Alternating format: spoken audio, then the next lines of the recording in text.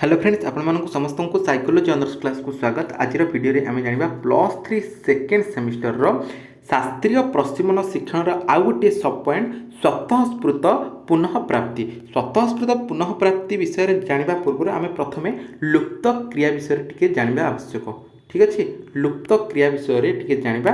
तो आपण मानक प्रीवियस वीडियो कही कि फास्ट आम लुप्त क्रिया पढ़ा और तापर स्वतःस्फूर्त पुनः प्राप्ति पढ़ा। किंतु प्रीवियस वीडियो आपण मानक गोटे वीडियो अपलोड करी जोटा कि उद्दीपक प्रभेदीकरण। उद्दीपक प्रभेदीकरण में आम कौन पढ़ी?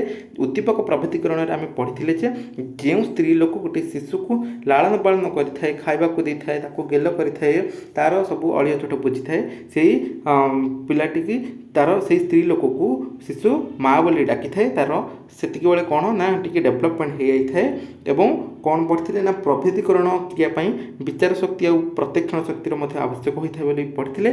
चयनात्मक पुनर्वर्णन और लुप्त क्रिया मध्यम कौन प्रभेदीकरण सृष्टि हो जाए आम जानी। बर्तमान आम जाना लुप्त क्रिया। तो लुप्त क्रिया आपने लिखिकी या गोटे सब ये हूँ शास्त्रीय प्रशिक्षण शिक्षण गोटे सब पॉइंट या आर मार्क देखिए आपमती हेडिंग देखिए लिखे। तो जो लुप्त क्रिया ये कौन लिखा ना जो शास्त्रीय प्रशिक्षण शिक्षण आम जानिले जे घंटी बजागला सत किंतु कुकुर को मांसगुंड दिगला ना। यहाँ परवर्ती अवस्था प्रत्येक थर घंटी बाजिबा पर जदि कुकुर को खाद्य दिज्व ना तेबे आस्ते आस्ते कुकुरर अनुक्रिया दुर्बल हो बुझे ना। आम प्रथम कौन पढ़ी ना आम जानिले जे कुकुर को प्रथमे घंटी बजाइबार 5 सेकेंड पर मांसगुंड दि जाऊला किंतु परवर्ती मुहूर्त में घंटी बजागला सदा आ मांसगुंड दिगला ना। तो यहाँ जब बारंबार बारंबार आम ये व्यवस्था करवा ये आम परवर्ती प्रत्येक थर घंटी बजाईदेवा सत किंतु आ कुकुर को खाद्य देवा ना तेबे परवर्ती अवस्था आस्ते आस्ते कुकुरर अनुक्रिया दुर्बल हो शेष में एपरी समय आसब आ मोटे लाल स्राव बा लाल क्षरण हेब ना।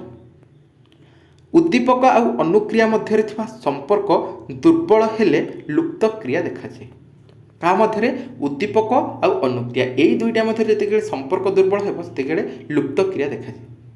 लालर परिमाण संपूर्ण भाव में बंद हो गले लुप्त क्रिया कार्यकारी है बोली कहते। लाल परिमाण संपूर्ण बंद हो कौन हम ना लुप्त क्रिया कार्यकारी है बोलिक कह।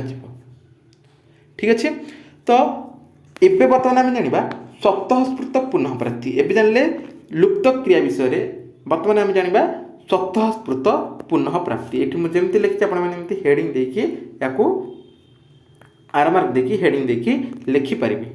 ठीक अच्छे, ये हूँ शास्त्रीय प्रशिक्षण शिक्षण आउ गोटे सब पॉइंट। ये आम कौन जाना स्वतःस्फूर्त पुनः प्राप्ति जो ये पावलोव कौन कहते? पावलोव कहते एक प्रसीमित अनुक्रिया संपूर्ण भाव में कार्यकारी होगा एक चिरस्थायी क्रिया नुहे। कौन कहते ना प्रसीमित अनुक्रिया संपूर्ण भाव में कार्यकारी होगा एक चिरस्थायी प्रक्रिया क्रिया नुहे। लुप्त क्रिया कार्यकारी हो सारा पर अर्थात लाल गड़वा संपूर्ण भाव में बंद हो तार अध घंटा पर किसी खाद्य कुकुर निकट में रखागले कुकुर को किसी खाद्य दिगले पुणी अल्प टिके लाल बोहिबाकू बा लाल क्षरण होगाकू आरंभ करे। कौन से पुनर्वलन न थाई प्रसीमित अनुक्रियार प्रत्यावर्तन को स्वतःस्फूर्त पुनः प्राप्ति कहुए। स्वतःस्फूर्त पुनः प्राप्ति ताहले क्या कहुए? कौन से पुनर्वलन न थाई, कौन से पुनर्वलन नथिबो, कौन से पुनर्वलन न थाई प्रसीमित अनुक्रियार प्रत्यावर्तन को स्वतःस्फूर्त पुनः प्राप्ति बोली कहुए।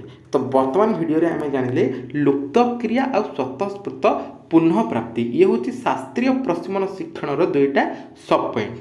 ठीक अच्छे, +3 जो आपर कोर पेपर 3 रही शास्त्रीय प्रशिक्षण शिक्षण तार ये सब हूँ गोटे गोटे सब पॉइंट मुझे पार्ट पार्ट करके वीडियो आणुची आपको देखु आउ नोट करूँ कहीं परीक्षा अल्प दिन रहा अल्प दिन भितर आम जोश से प्रिपेरेसन आमको होगाक पड़ो कहीं पूर्व वर्ष माने जमती आम कोर पेपर 1 हो कोर पेपर 2 हो फास्ट सेमिस्टर जमी बैक लगे ये कोर 3 और कोर 4 जमी आम बैक न लगे भल मार्क आसो से भाई आम चेष्टा करवा।